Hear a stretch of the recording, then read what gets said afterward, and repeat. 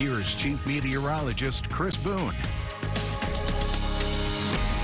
Well, we've just about swapped the weather across the country compared to this time last week. We were seeing those cold temperatures for much of the eastern United States. Now we're seeing another winter storm kind of moving in towards the western parts. Actually seeing some winter storm watches and warnings through the Rocky Mountains, mostly contained in towards the higher elevations as the warmer temperatures kind of rebuild in towards the eastern parts of the U.S. And for us here in Texas, well, things have been well above average as well. Starting to see those temperatures kind of increase, got up into the 60s today, though we did see some high clouds moving in from the northwest and from the west. So again, some of those thin cirrus clouds actually starting to see kind of another area of some of those high clouds moving in towards the area, and that's going to continue to persist as we go through the overnight hours. Again, it's not going to be a whole big impact on our temperatures, though. Again, being those thin cirrus clouds, it's usually those low clouds that really have a big driving effect on our temperatures, both for the afternoon highs as well as those overnight lows. Temperatures already kind of cooling down into the 50s. Not going to be dropping a whole lot more. 52 degrees right now in downtown San Angelo.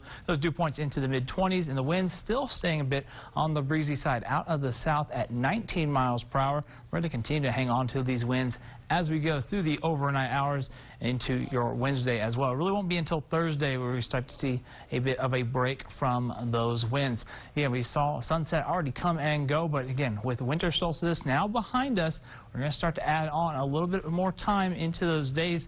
And again, we'll start to see longer and longer days. Not going to see a whole lot of change as we go in towards January, but by February and March, that's when we really start to see the kind of adding up effect. We'll start to see those longer days, and the sunset starts to get a little bit later and later. So still got a couple more months where we see these dark, early dark days to the evening time frame. Winds still a bit on the gusty side, still seeing some of those gusts up into the 20s, 29 gusts in San Angelo as well as Mertzen, 22 out in Big Lake, 23 for El Dorado. So still seeing those breezy conditions.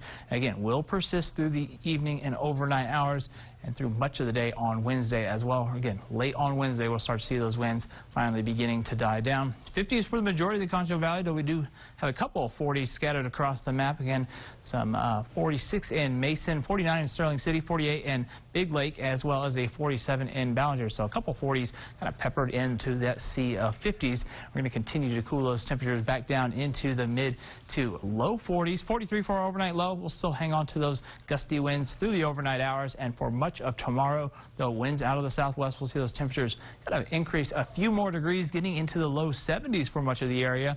And we'll top out at 71. We're still seeing some of those high clouds. That thin cirrus still moving across the state of Texas.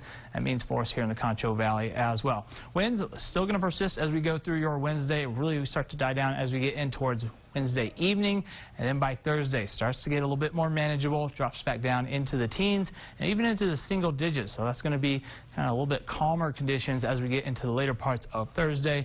That's going to be kind of a little bit of a break. Otherwise, for tomorrow morning, if you have a trash day on Wednesday, again, we might be throwing away that Christmas wrapping paper. Again, always want to put that in there first and put something heavy on top of it. That way you don't have that Christmas paper kind of blowing around the front yard and getting all over the place. So we certainly want to be extra cautious with those windy conditions. Otherwise, we'll look forward to our next couple of systems. First one makes its arrival on Thursday. Could be bringing some showers for us onto the parts of East Texas, but not so much for us here in the Concho Valley. Then we see our second system pushing through early next week for the start of 2023. That could be bringing us some very isolated rain chances for parts of the Concho Valley. Otherwise, temperatures staying warmer. We'll be bouncing between the 60s and 70s with a 10% chance of rain for Monday.